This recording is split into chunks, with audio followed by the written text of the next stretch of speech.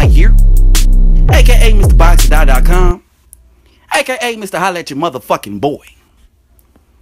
So after Andre Ward's fight with Sergey Kovalev, he kind of made a statement kind of hinting at that he could possibly make a move up to cruiserweight or even possibly heavyweight to face off against someone like an Anthony Joshua. Okay? So I know a lot of people after hearing that, you know, they were thinking, this nigga motherfucking Andre Ward crazy as fuck. You know what I'm saying?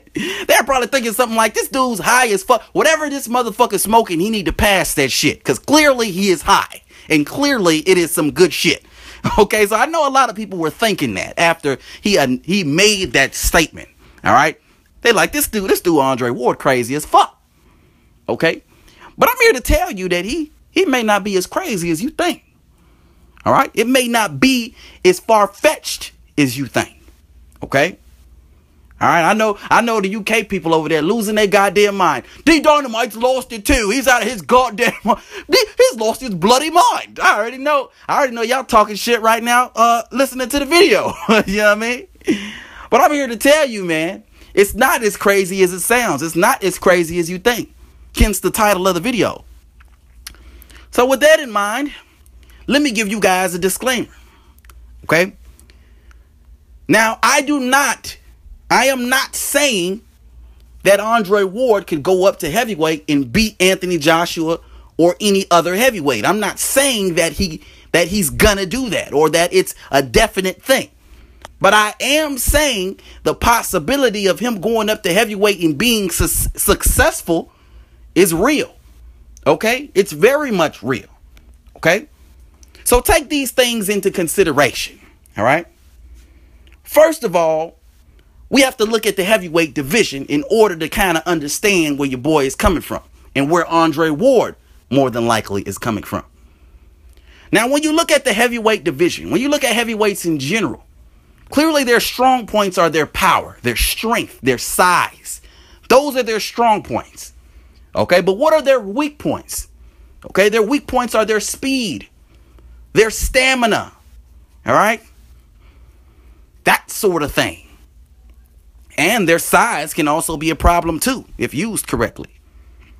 Okay, so for someone like Andre Ward, someone relatively fast and relatively strong and relatively good stamina, that could potentially be a disaster for a heavyweight. Okay? It could potentially be a disaster for a lot of heavyweights. Okay? Look at someone like an Anthony Joshua. Okay? In the 6th round of his fight with Chris Klitschko, he was huffing and puffing, almost looking like he wanted to pass the fuck out. Now, could you imagine him in the ring with someone like an Andre Ward, someone conditioned like a well-oiled machine? Okay? If Andre Ward's able to take that power, he could potentially beat someone like a Joshua in a 12-round fight. Okay?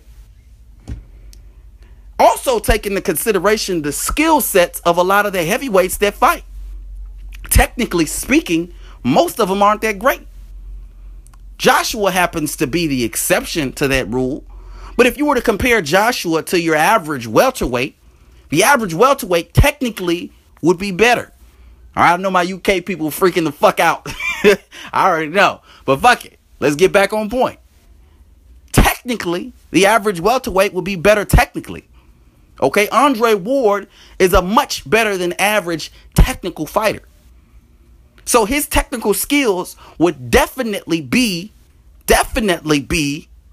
an asset to him versus a heavyweight fighter. Okay, so we have his technical ability superior to those of most heavyweights. We have his superior speed, which would be much better, much faster than most heavyweights. Okay, but not only that, we have his superior stamina, which would also be superior to that of most heavyweights. Okay, now what's the other thing? Okay, what's the other thing now? Okay, that kind of intangible thing that a lot of people aren't looking at. Okay, that's Andre Ward's style. Andre Ward's style. Now, those of you who watch the sport, you've seen a bunch of different styles before, okay? And no style is really the same per se. But a lot of styles are similar, okay? Some styles require a fighter to be a good long-range fighter, meaning he's throwing punches and he's throwing his power punches at the end of his shots. Some fighters fight mid-range, where they like to stay in the pocket and exchange and trade, okay? Good example of that type of fighter would be maybe someone like a Danny Garcia, okay? Then you have your close-range fighters, okay? Those are the people who like to come on the inside. People like Sean Porter, okay? People like Badou Jack. People like Andre Ward, okay? All right, now how could that style be beneficial to someone like an Andre Ward in the heavyweight division? Easily.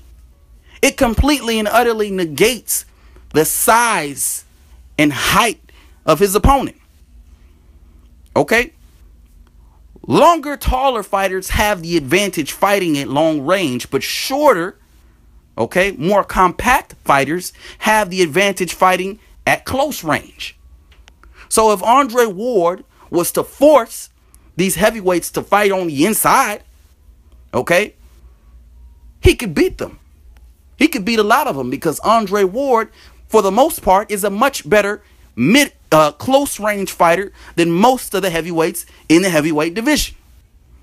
Shit, damn near all of them, technically speaking. So it's not far-fetched for someone like an Andre Ward to go up to cruiserweight, go up to heavyweight, and fight guys 6'7", 6'8", and be successful in a fight with them. I mean, look at Mike Tyson. How tall was Mike Tyson? Even though he was knocking people out, how tall was he actually? He was only 5'10", okay? But his style was to gain the advantage on the inside, okay? Close the gap. Use his hooks. Overwhelm his opponents with his work rate. Now, he had tremendous power, so he would knock a lot of people out, before round 4 and that sort of shit. But if we're talking about someone like an Andre Ward who would use the same kind of tactics to get inside, okay? He wouldn't necessarily need to knock the heavyweights out, but he could outwork them. Okay? He could outspeed them. He could take away their height, take away their distance, take away their length. Okay? So I just wanted to talk about this, you know what I mean? Because I know a lot of people like, y'all like this dude, Andre Ward, that lost his goddamn mind. Also taking into consideration, you're talking about someone like an Andre Ward. Andre Ward's not a dumb guy, okay? I assure you, Andre Ward has done his homework prior to making a statement like that. I'm sure he fully understands everything that I'm talking about in this video, and probably more than likely even a little bit more about the heavyweight and cruiserweight division. All right, so with that in mind, let me know what you guys think. Hit it up in the comment section below. You can also hit me up on Twitter, Box Capital X or Capital X Die. You can also hit me up on Facebook, Box -sign or -sign Die. Like the video, subscribe, all that bullshit. But until next time, it's your boy D Dynamite signing out. Holla at your motherfucking boy.